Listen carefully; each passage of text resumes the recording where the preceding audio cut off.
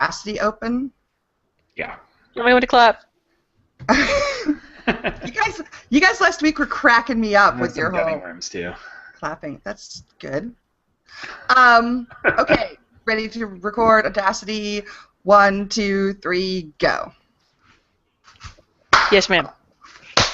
Only mine didn't work, so now I have to start over. Here, let's clap. Well, we clapped. If so. we clap, it'll be fun.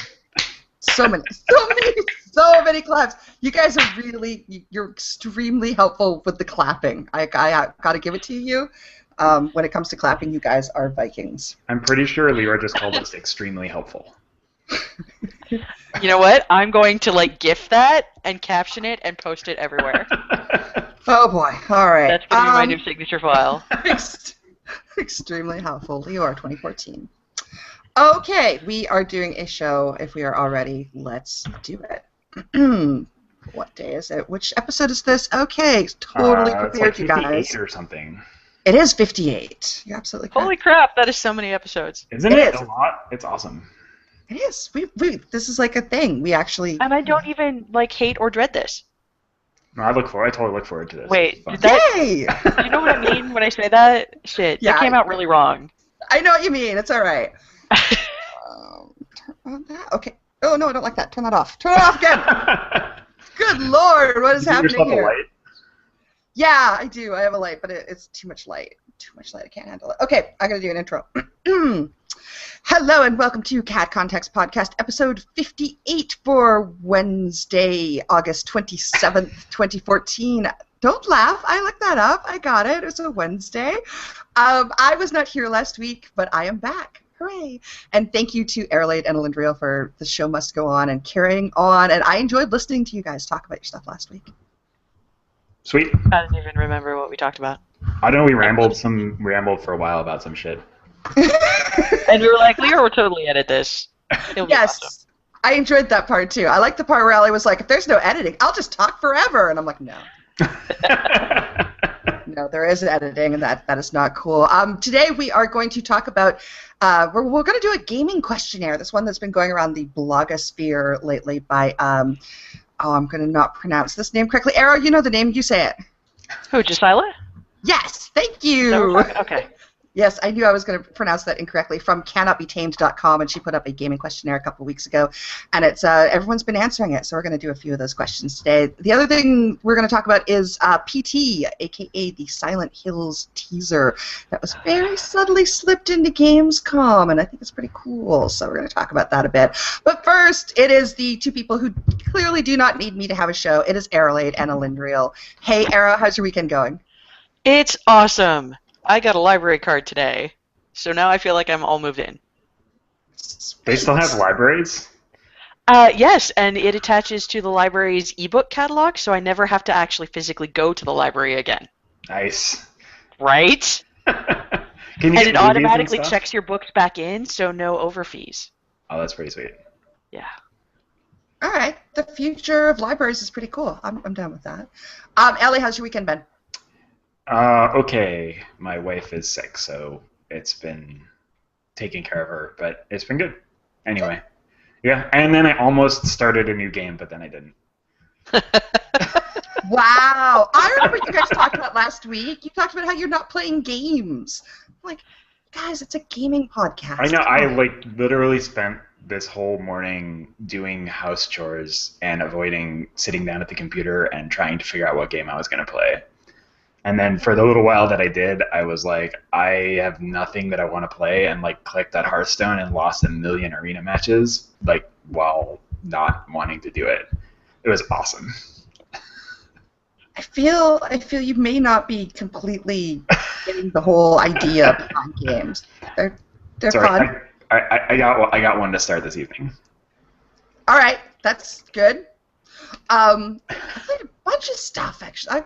I tried to install Final Fantasy 14. There's a 2-week free trial, so everyone's playing. I'm like, all right, I'll do the. I thought you were done with It's them, those. 80 gig download. It is an 80 gig download, and all the instructions are bad if they exist at all, possibly because of translation issues. Anyway, it's just a huge exercise in frustration. So I tried to play Final Fantasy.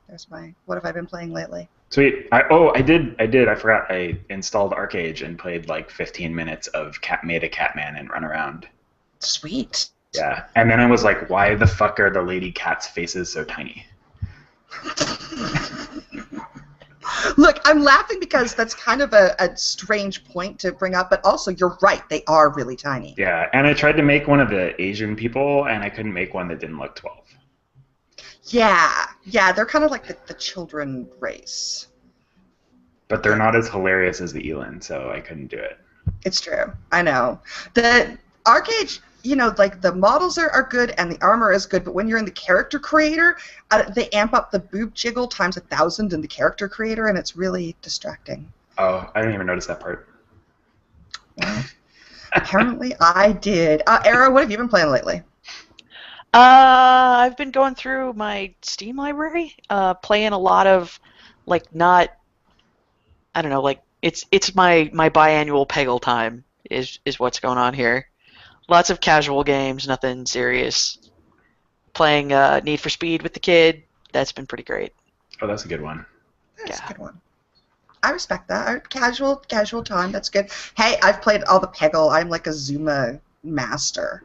I can shoot balls out of a frog's mouth in my sleep. My problem with great. Zuma is that I need ramp-up time to get into the upper levels, but when you run out of lives, you have to start over at the beginning of that level, and I don't have the ramp-up time, and I can't get past it. I totally know what you mean. I know exactly what you mean. Yes. Yeah. Yes, totally. Zuma, man. Oh, I played a lot of Zuma. Anyway. Yeah, I've played a lot of Peggle, so I understand. Yeah, so there you go. See, PopCat, pre-EA PopCat. That's good stuff. Yeah, mostly on my phone, so it's not in my Steam log. Oh, that's pretty cool. Peggle on your phone? That seems weird. Peggle was one of the first phone iOS games I ever had. Huh. I played hours of Peggle because I had nothing else to do, and it's really good in 3-minute bursts. I've been playing Puzzle Quest on my computer. It's kind of like my half an hour before bed chill-out game lately. The first one? The first one, yeah. It's super fun. I like it. It is super fun. That's definitely one of those games that most people play on mobile and would be perfectly suited to mobile, but it's also nice to sort of put your feet up at the end of the night and play it on your computer, too. So I understand the casual games, but speaking of games... Nope. Nice try. Look! That wasn't bad. As we talked about, there's a gaming questionnaire that has been going around the blogosphere. There are 21 questions, which is many, many questions. So we're going to kind of skip the first bunch of those. I think I put the first 10 on my blog. Elly, I think you put the first 10 on your blog, which you have a blog. Go fig. Nobody likes you. I like me, and that's what matters.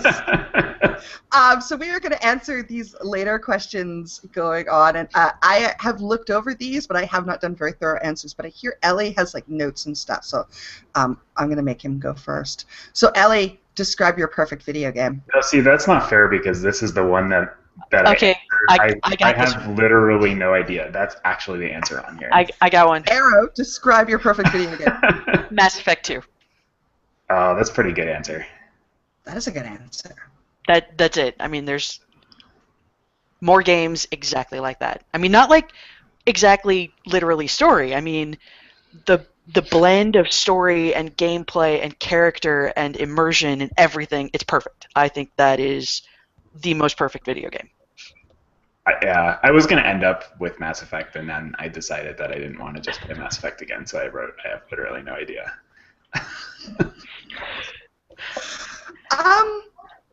Yeah, okay, I'll go with Mass Effect. Yeah? Yeah. But you can't play Mass Effect with your friends. Bullshit, you can't. You can couch. Maybe couch you co-op. can if you don't have friends. I'm going to sit around and play Mass Effect with. I don't have friends that I'm going to sit around and play Mass Effect with. Well, you need new friends. Yeah. No, because they're going to make the wrong decisions, or they're going to criticize my decisions, and the whole point of Mass Effect is that it is an internal experience. It's fun to go talk to your friends afterwards about, and I've spent a lot of time doing that, but I don't know. I played it with friends, and it was a great experience. You're weird. It was one of our couch RPGs. What? Did you just say I was weird? She is weird, I but was not in particular. Have you met me? Of course I'm weird. Yeah, no, that actually sounds like a good couch experience, but I do know what you're saying, Elly, and that there's not that sort of online co-op thing, which is better. Yeah, I'd have to, as far as, like, overall game, I mean, go ahead. I don't need online co-op for a perfect game, though. I mean, if you do, that's cool. I mean, you can be wrong. That's fine. You can need different things. I'm not actually sure that I do either, but it definitely, like, if I was going to describe my perfect game, it would have that option. You know what, like, okay, Star Wars The Old Republic is pretty close, because when you play that single player, it's kind of like Star Wars BioWare game. And then when you play it with one other person, it's like awesome two-player Star Wars BioWare game. And then if you make it an MMO, it starts sucking. So it's clearly not an MMO for me. Except I think it's the best MMO PvP. Okay, I don't know about that. Ow, ow, ow! I'm not sure. Was that your conscience getting the better of you? No, my very pointy cat. She has a very pointy cat. You weren't here earlier. The cat is pointy. He's old. He's just wants love. It's very, very complicated. Yeah, I mean, I gotta see that. I almost think, and I can't believe I'm gonna say this, but I mean, okay, we take perfect video game. We're not saying like that is the perfect video game, but the structure and everything that I enjoyed. Right. Saints Row 3.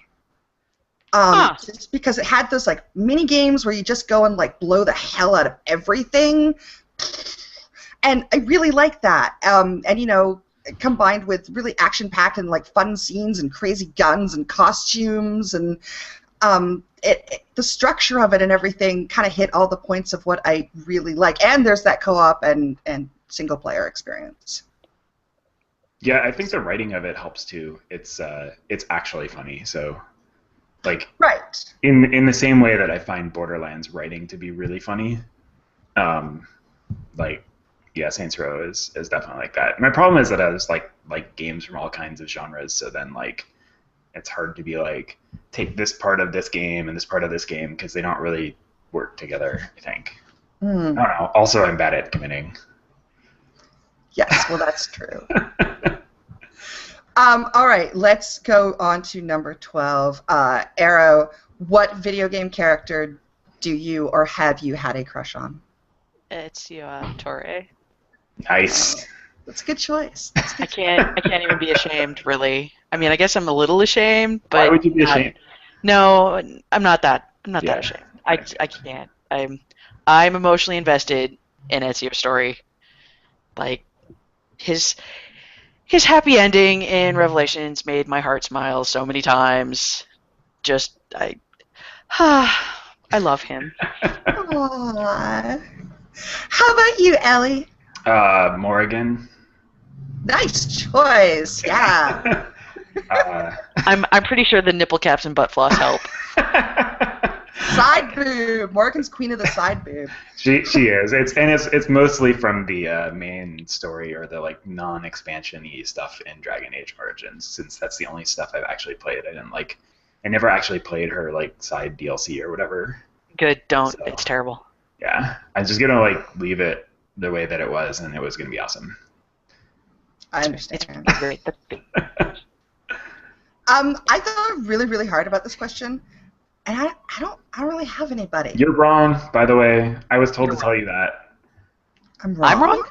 No, Liore's wrong, because oh, okay, yeah, we know that. Liore tweeted clearly while looking at this survey that she couldn't think of anybody, and I did. And Talon was like, I don't know why she didn't respond to you, because she never responds to anybody on Twitter, but she was like, I've had a conversation with Liore about a Garrus body pillow, so I don't know why Liore wouldn't say Garrus. Was that a Garrus body pillow? There was like the April Fool's thing. There was an April Fool's thing that went up on the yeah, but like if I website. compare it to like, because I totally get like, you know, crushes on fictional characters, particularly like I was thinking like TV shows and stuff, but I haven't. There hasn't really been any character that's really like. I mostly just want to like Have hang you out ever with been mean to Alistair? Well, okay, Alistair is probably the closest thing to that. But the problem with Alistair is, I think we've had this conversation before, but he's kind of a wet blanket. Oh, he's horrible. I mean, he's adorable, but like, you know. He was never in my party except when he was. You forced never to be. played a female warden, though, did you? I didn't know. Yeah, that's the thing. It's hard to be bros with him when you play a dude. It doesn't work. Yeah. And I was a hard ass. I was a hard ass probably dwarf on too, so. purpose. But Maybe. Yeah. He also like tried to take my role in the party all the time, so that sucked. Well, that would be your fault for playing a tank. I wasn't playing a tank. I was playing a two-handed. He gets to respec. I was playing a warrior with two-handed weapons. Like he just wasn't as good as me. Not my fault. Nice. Probably Alistair is probably the closest thing I have to answer this question, but it really made me think that we need more variety of dudes in games for those of us who are interested in dudes, because there's just not that many. I mean, you know, if one has a particular type, there's just not that many dudes that are not gruff, let's shoot everybody dudes. So it's kind of hard. There's not a very good selection. Yeah, they are pretty much the same kind of protagonist. What about Fenris? What about Fenris? Oh, he was emo! No, what I like about Fenris as written is that his character design combined with Gideon Emery's voice is a really nice subversion of that trope. I mean, you expect a character who looks like that to be, you know, the Bishonen tenor weeaboo and not growly Gideon Emery baritone. That's true. I will agree with that. I think it says something that we have all talked about. Well, I guess except for EZO, we've talked about BioWare characters. Thank you, BioWare, for making games with characters that we can like. Well, the only reason why I don't have a crush on Garrus is because he's my bro. Right. Yeah, totally. That's fair. I would like to go out for beers with Garrus, but I do not, me personally, have a crush on Garrus. He belongs with Shepard. Period. The end. Right. Yeah, I totally agree with that. He belongs with Shepard. Okay, next question. What game has the best music? We'll shake it up and start with Elly. Oh, I thought we were going to start with you. We can start with me. We've done a whole podcast on this. Did we do a whole podcast on music? We did a whole podcast on game music early on. Wow, good for us. Yeah. I'm going to say the same thing I said then, I think, probably, which is that I kind of have trouble with game music because usually when game music is really good, it just sort of makes me like the game more rather than thinking about the music. But there's been a bunch of indie games recently that I really like the music for, and I wrote down Bastion and Journey as two examples, and then the other one I wrote is the original Killer Instinct on N64, Super Nintendo, whichever one it came out on, Super Nintendo, I think. I don't know. I have that CD in my closet still, so I really like that like early electronica whatever thing. That was cool. That's nice. Yeah. Era, how about you? My problem with this is I could not limit it to a game, right?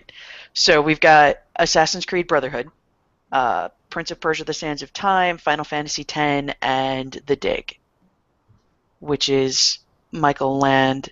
What was the other? Oh crap! I can never remember the name of the guy who did Prince of Persia. Damn it! But yeah, those four are soundtracks that I can listen to over and over again, and they all evoke a different mood. Cool.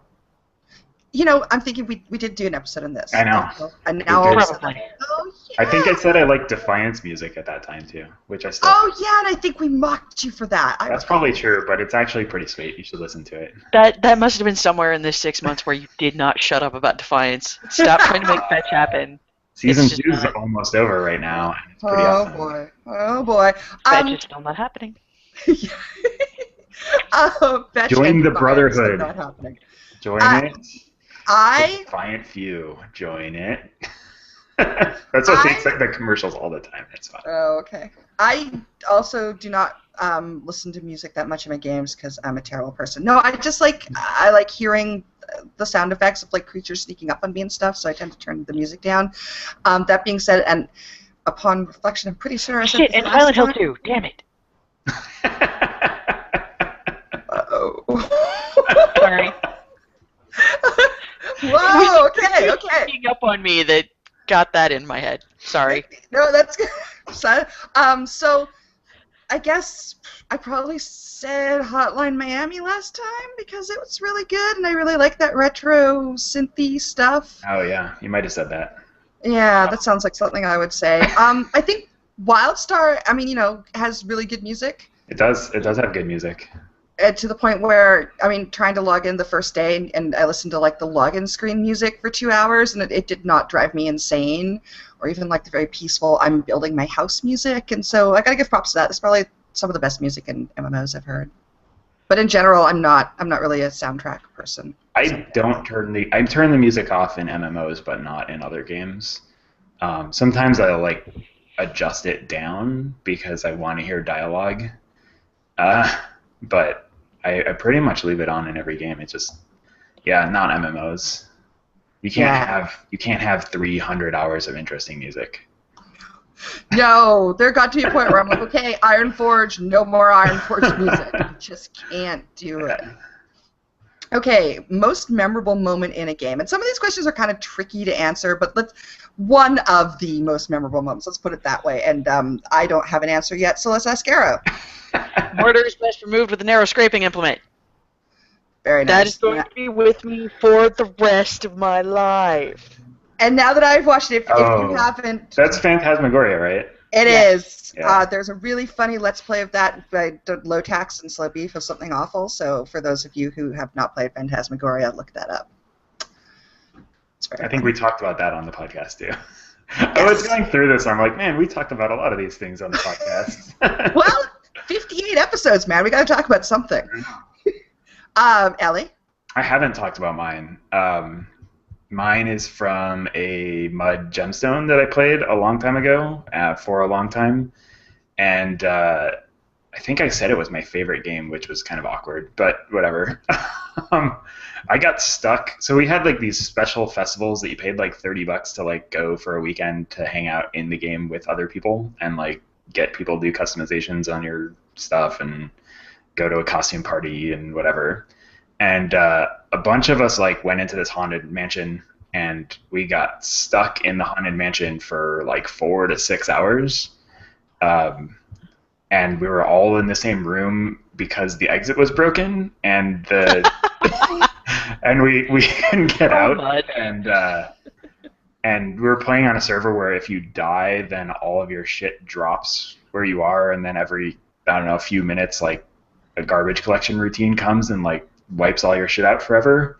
So after like petitioning the GMs and like having them show up and they were trying to get it to work and trying to get us, they were like, did you try this? This is the way you're supposed to do it. And we're like, yeah, we tried it. And they're like, oh, I think it's bugged, but we can't get you out of here. We eventually did all strip naked and murder each other.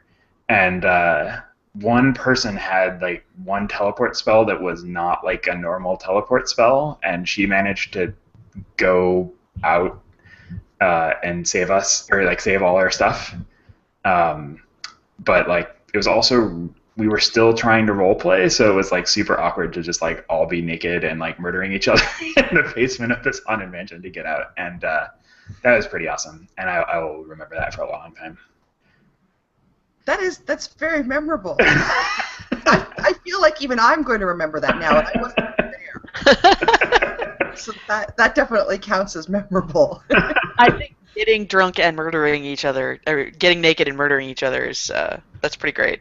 That's just out of context. Yeah. No, it's good. That totally counts. Did we do Arrow already? Yes, mortar's best removed with the narrow scraping implement. Right. Now So it's it's not that memorable my for turn. Darn. Okay. I probably should have looked at these questions before I started recording. Didn't you kill a raid boss once?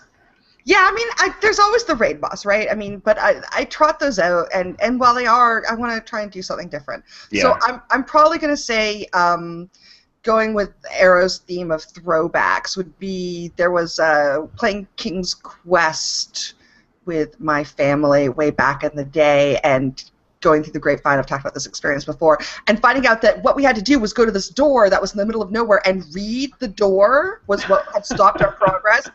And just reading the door, and just, you know, all of a sudden all these things happen, and we'd spent so long, and it was just such a small little thing that we had overlooked, and everything just kind of opened up from there. And so I will remember that as, I don't know, read the damn door, stupid.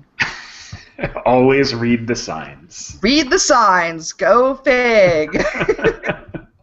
Scariest moment in a game. Elly, you're a chicken, so I don't know what... Oh, come on now.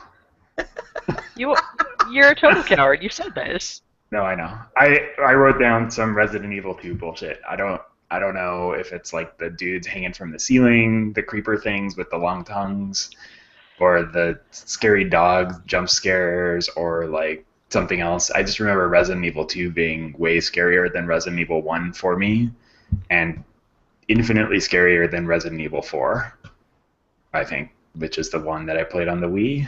Mm. Yeah, Resident Evil 1 was scary as hell. Yeah. I don't know. 1 and 2 were both pretty scary, and I played a bunch of those at a time in my life when apparently I didn't like myself as much as I do now. Era, how about you?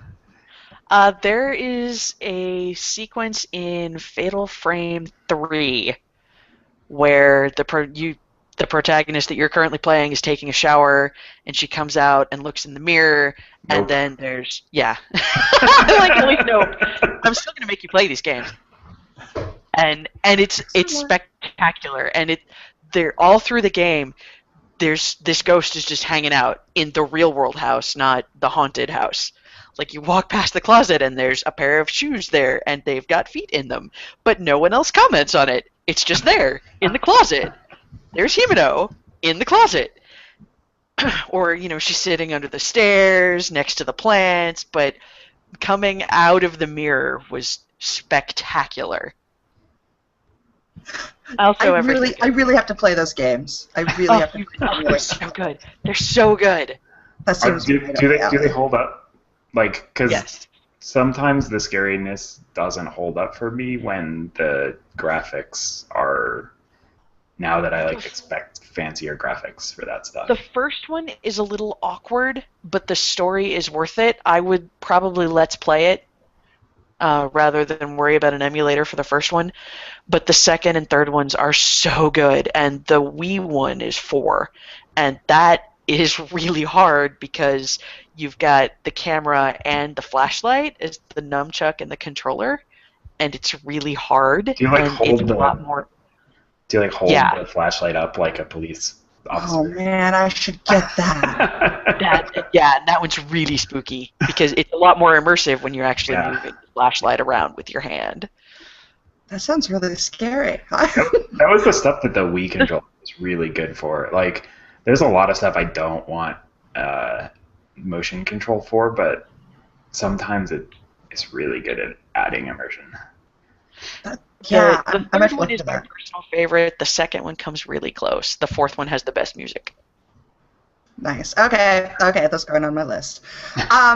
Scariest moment in a game for me. First of all, I want to say, although I did not play it, I just watched someone else LP it because I don't have a PlayStation 4. But oh my god, the Silent Hills teaser, you guys. We'll talk a bit more about that later, but so scary. And not in like a over-the-top Outlast kind of, we're going to show you shocking things scary, as in creepy as hell.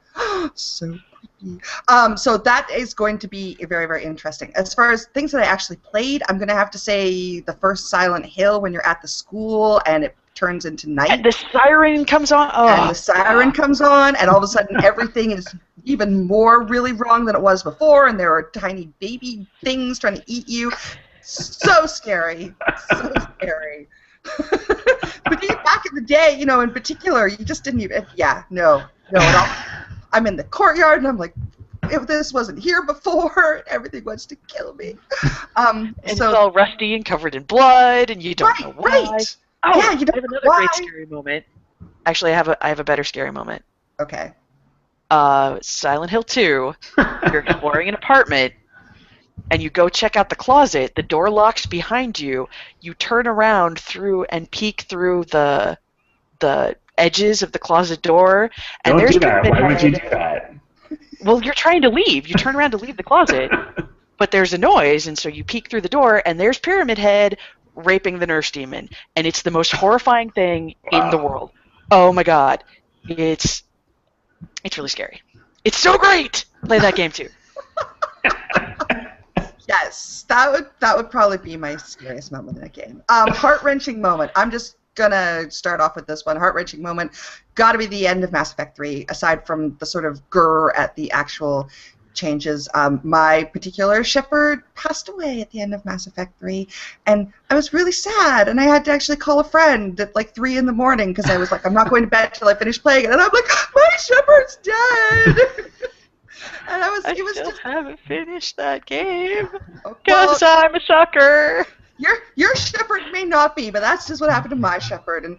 And you know, it sort of not only seeing your shepherd, you know, and the end of this world that you really, really love, but just knowing that the series of games that you really love is at an end, and it was all just really, really heart-wrenching was a great way to put it. So that would be mine. How about you, Arrow?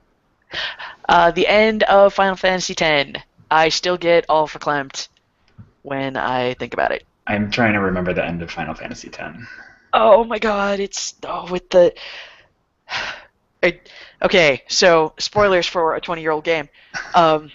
Yuna has to summon all of the Aeons and defeat them because they have to be destroyed so that Yevon can go away, and all of the Faith go away. And when the Faith go away, that means Titus and Auron have to go away. And, you know, she tries to hug him, but he's not really there anymore, and she falls down. And oh my god!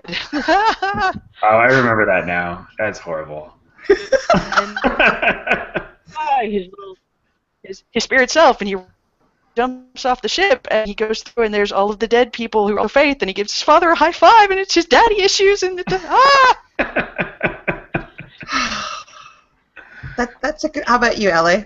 Mine is in Heavy Rain, which is a game filled with heart-wrenching moments, but it is in particular the one where you are trying to feed your son when he is over for his weekly visit, and well, in our playthrough we failed to feed him, and we sent him to bed hungry after, yeah, I don't know. There's a really good Kumail Nanjiani part of Beta Male, I think is his stand-up special, where he talks about it, and it's also on YouTube.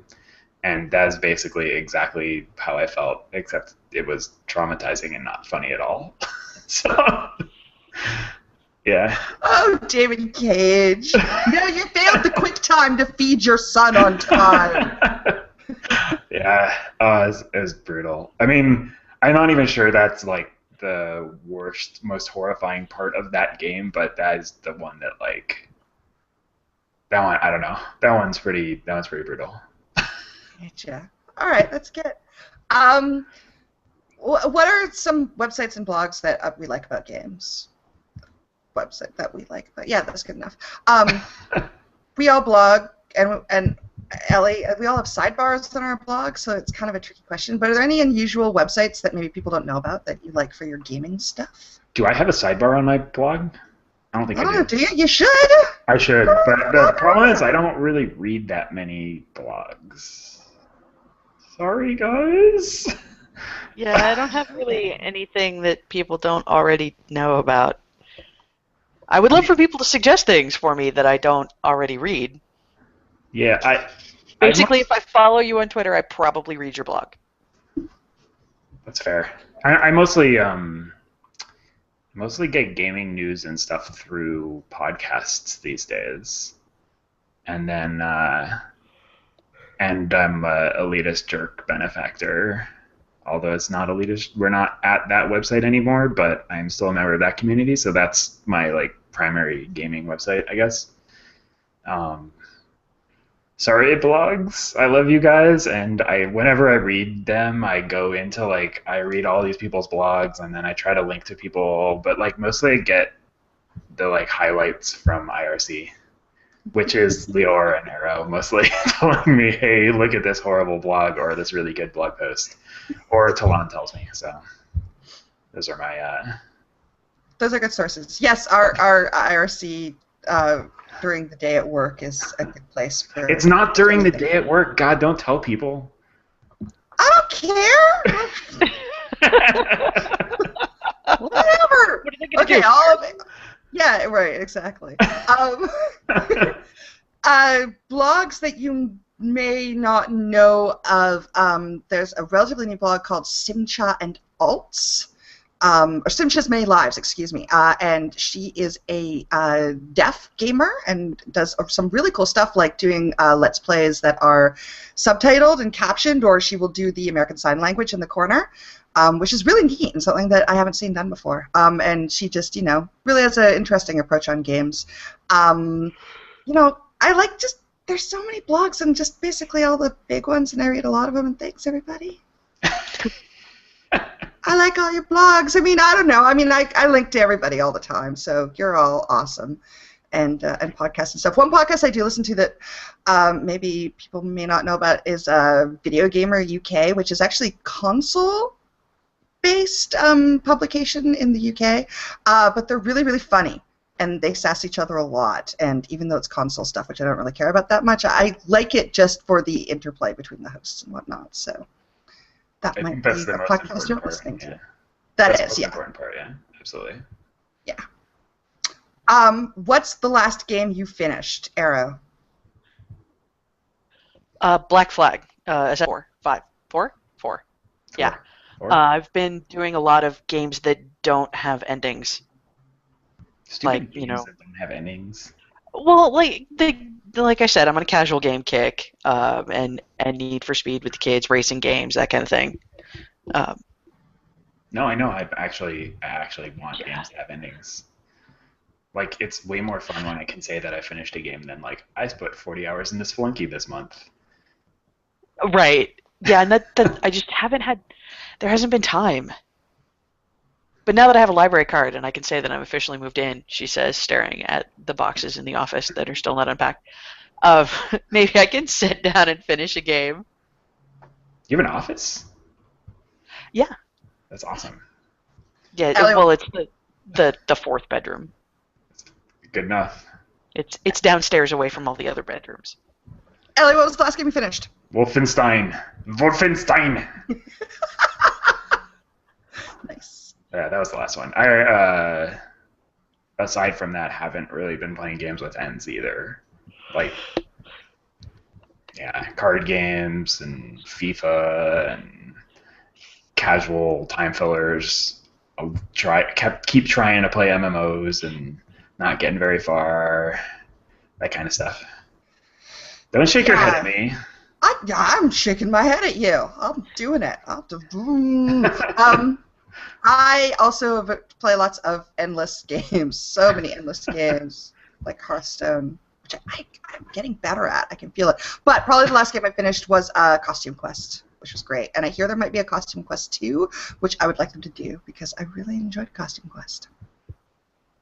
Sweet. I heard good things about that. And I have that on my Xbox. My Steam list. I just need to play it. Yeah, it's fun. It's adorable. It's very, very much an RPG. But it's it's got a good framework. What future releases are you most excited about, Elly?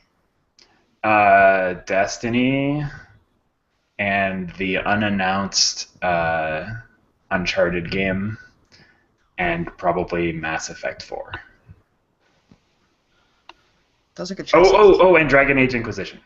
Right. That's like November. How about you? Oh, you called me. I'm sorry. I did. That's okay. I thought you were agreeing with Elly. Silent Hills, Silent Hills, Silent Hills, Silent Hills, Silent Hills. Oh my God, Silent Hills. Also, Inquisition.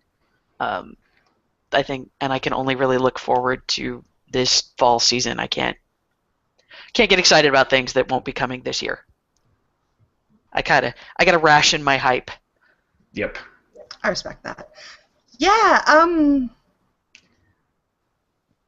Silent Hills. That's about it. Oh, that's weak. It is weak, I know, but I honestly, there are no future releases that I'm excited about. And that doesn't mean there aren't games coming up that I'm going to enjoy and play and really, really like. It's just there's nothing that I'm like. And even watching, I watched the E3 showcases, I watched the Gamescom showcases, and there was nothing. It was Mass Effect 4, but, I mean, we know so little about that. Yeah. We just know that, there is going to be something that they are tentatively calling Mass Effect 4, and there's a tree. That's all we know. So, so really, there's nothing that I'm super hyped for. I think Arcade will be really fun when it's launched, but no. What about Warlords of Draenor? Don't nod like that, like a troll face. No, not really. Didn't you buy it already? Yeah, I did. I did buy it already because I wanted the... Does it come with a month? Probably. Yeah. I think so. I'll probably end up doing what I did with Pandaria, which is waiting until the very last patch, and then... I might play the first patch and then just kind of go, or not patch, but first month or so, and just kind of go in and out. I'm not intending to play it anything other than super casually, so... Yeah. Actually, if any of the MMOs that are in the future that I'm most interested in would be, and I mean, interested, we're not talking terribly interested, but it would probably be the next expansion for Rift, which is supposed to be out December, January. I forgot there was a second expansion for Rift. Well, there is. They are going to do one. And Vanilla Rift is my favorite MMO ever. I didn't like so much what they did with Storm Legion. I'm not a big free-to-play fan, but I mean, of anything that's coming out, that's probably what I'm most interested in. Not to say I'll play it, but that's about it. Basically, I hate video games, but I'm the only one playing them. No, so. the problem is that over the last several years, most of the games that I've enjoyed the most are small titles or indie titles or mid-year sort of non-hyped titles. And I totally expect that to be true over the next year plus also. So I don't think it's necessarily that weird. It's more a comment on AAA than it is on, I mean, I don't know, AAA games get so much hype that they're almost sort of inversely unexciting, right? But I don't know. I mean, I'm just looking for the next, Bastion or whatever. Yeah, actually, that does remind me. Assumingly they're gonna do. Oh no, I can't remember the name of the studio because the people who did Binding of Isaac. Who are they? Some people who need to learn how to use a controller. God. People who did Binding of Isaac. What is the name of your company? So the people who did Binding of Isaac, whose name I can't remember because I am the worst host ever. They are going to be coming out with Mugenics, which is their that game. Eugenics game. Yeah, we saw that at PAX last year. Yes, and I love those guys. I love the what they've put out so far for Mugenics. I have a Mugenics shirt. I'm totally excited for that. The other one is going to be Quadrilateral Cowboy by Blendo Games, who also did Atom Zombie Smasher. And I follow them on Twitter, and they just put up little snippets of their game, and that looks really cool and interesting. So, but not sure either of those are this year. Yeah. So there's our indie pitch. There's that other... Who did Binding of Isaac? I don't know. There's that other indie game that I backed on Kickstarter, which is still doing... I'm still getting updates for, called There Came an Echo. I'm actually really excited for that to come out eventually, but I don't think it's, soon. Maybe they just wanted the alpha maybe? That's the one that's, all voice-controlled squad combat? Top-down squad combat? No? Yes? No? No. Head Up Team Games. Meat! It's Team Meat! Really? Because the wiki says it's Head Up Games. Well, Team Meat, whatever. There's more research needed. Damn it. I'm That's sorry, a good guys. indie studio name, by the way. We should get the shit, lock that shit down. That would be good. Yeah. No, okay, Yeah.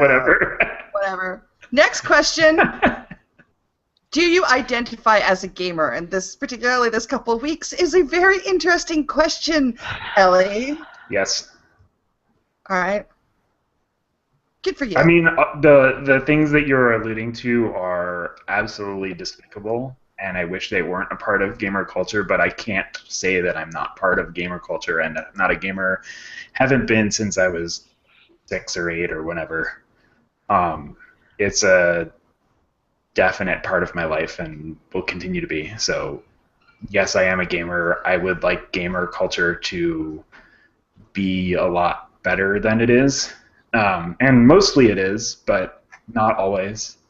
And there are lots of bad things, and those bad things are very visible sometimes, and that sucks. But, yeah. Did you see the news today that about the airplane with Smedley on it? John Smedley, head of Sony Online Entertainment, had a bomb threat sent in by angry gamers for his airplane, and his flight had to be diverted. What? Uh-huh. That's the thing that happened today. That is totally not the worst thing that happened this week. It's pretty bad, though. No, it's not, but it's just like, I mean, you know, after a long, bad week, it's just like, really? Really? Arrow, do you call yourself a gamer? Yes. No. Shut up, man. It's hard because it's very difficult to feel like I'm a part of a culture that obviously does not want me to be a part of it. So on the one hand, there's, you know, my sheer bloody-minded stubbornness. Fuck you, I'm totally a gamer. I don't need a penis to hit the keyboard. But why do I want to expose myself to the kind of bullshit that you have to go through if you identify as a gamer, and other people who identify as gamers think you shouldn't? I don't want bomb threats on my airplane. I totally understand that. I have used the gamer label as shorthand when convenient, you know, like a Twitter profile. When I want to express that I am a person who plays games and mostly talks about games on Twitter, I will use it there. Do I consider like a gamer culture? No, not really. I used to. I totally did. Where, you know, being a gamer, that would be something that appealed to me, and, you know, oh, we're all part gamers together. And nowadays, I just don't. It's just such a hostile culture. I still play games. I love games. I talk about games. You know, we do this podcast about games. I don't want to be a gamer, I think, is what it comes down to. Whereas I'm still happy being like a blogger or whatever, but you don't want to be like a big G gamer. Right. Well, when you say you don't gamer, want to be like the gamer that gets talked about on the local news. Yeah, I mean, it just kind of lumps you into the culture of being a gamer, which right now is a pretty unpleasant culture. And, okay, you know, the stupid disclaimer that we always have to do, most people who play video games are totally normal, wonderful human beings who I would have a cup of coffee with, but like 5% of them are terrible, terrible people. And unfortunately, that's a very loud 5%. Yeah, but this is an interesting. No, this is a really interesting conversation, and we probably should do like an entire podcast on it, because I'm gonna get myself in trouble, but I kind of view that in the same way that I view being a feminist, but as a man. It's like there's a part of that I'm responsible for, you know, gamer culture, because I have been and am a long time person who plays video games. And it's kind of, you know, I want to distance myself from it, but I can't. And so it's a really interesting but difficult topic. And, you know, that's kind of why I'm saying, yes, I definitely am a gamer, is because, like, I want it to not be a shitty title. I want it to be something that people can be proud to say that they are. But it clearly needs to change. Yeah, and I don't think there's nothing wrong with saying that you're a gamer. You know, there's nothing wrong with that. But I also think there's nothing wrong with being like, you know, I don't really want to call myself that. Oh, I totally understand not wanting to label yourself, but I think I wonder if that isn't not wanting to be associated with the bad elements of gaming while being able to play lots of video games and talk about video games and all of the things you just said. I don't know. I'm sort of confused. We should probably dedicate a whole show to this. It sounds like, because we have I mean that legitimately. It's a very hot topic right now for a variety of reasons, and an interesting one that I don't think we can do properly in a short amount of time. Okay. Final question. Yeah, I'm all bummed. I know. Sorry, let's go back to how much we love games.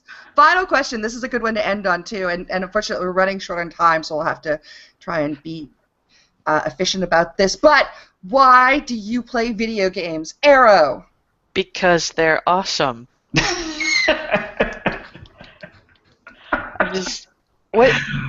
Why do you eat food? Right. Yeah. Why do you read a book? I like stories. But Okay, then that's a good I've answer. been casual gaming also. I like things that are fun. Why do you play cards? It's fun. I like things that are fun. It's a true but somewhat... Me, Arrow, roll dice. Elly, why do you play games? Video games. Because they're fun.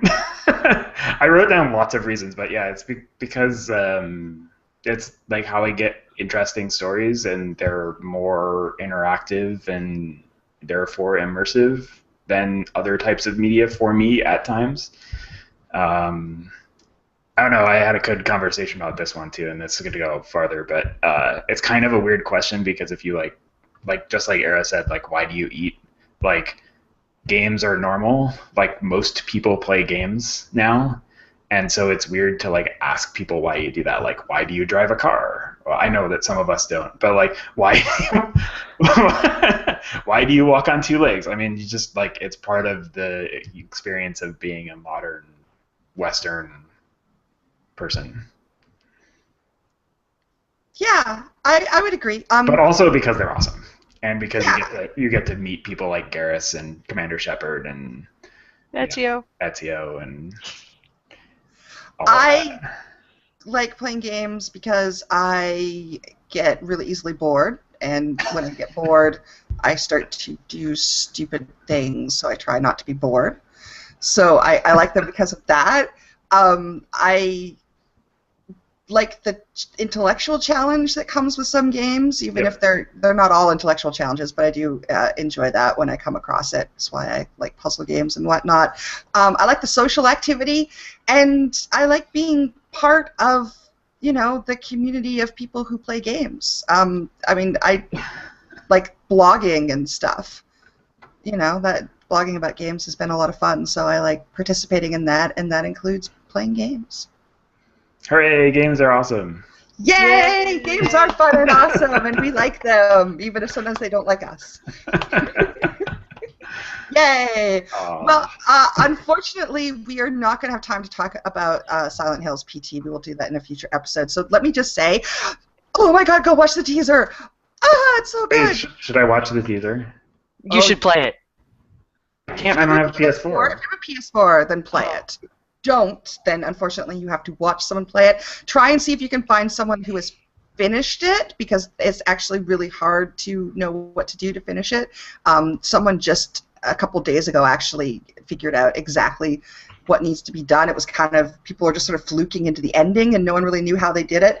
It's so good. Like, it's just such an excellent, it would be a great movie. It's such an excellent example of tension and creepiness, and I was just it's really a shame the impressed. Silent Hill movies were not really good movies. That's because Guillermo del Toro wasn't involved. Yeah. That's true.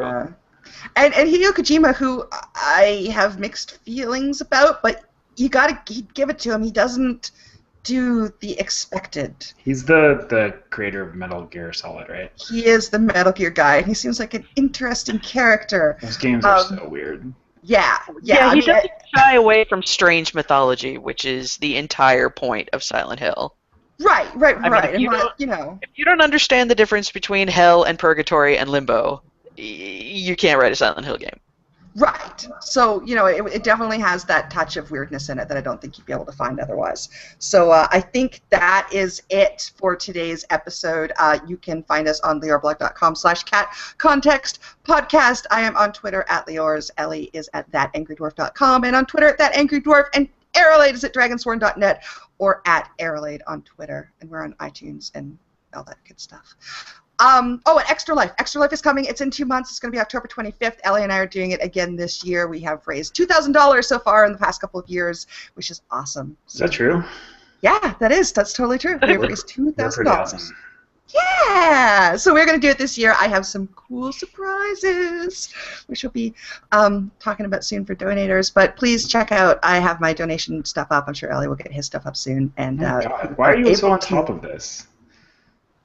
That's what I do. She's a social media mogul. Such bullshit.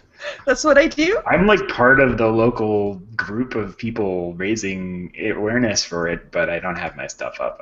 I did sign up to do it. That's pretty good. That's it. That is pretty good. All I'm hearing are excuses. I know, it's really bad. Well, that's good. That you signed up. That's worth it. That's the beginning of the battle. But if you are able to, please consider donating. Even $5 will help, and all the money will go to either the Children's Hospital of BC or Children's Hospital Oakland. Yay! Okay, that's it. Thank you for listening. We'll be back in 2 weeks with another episode. Bye! That is a really fast hand wave. Thank you. I'm trying to get out of here. Stop.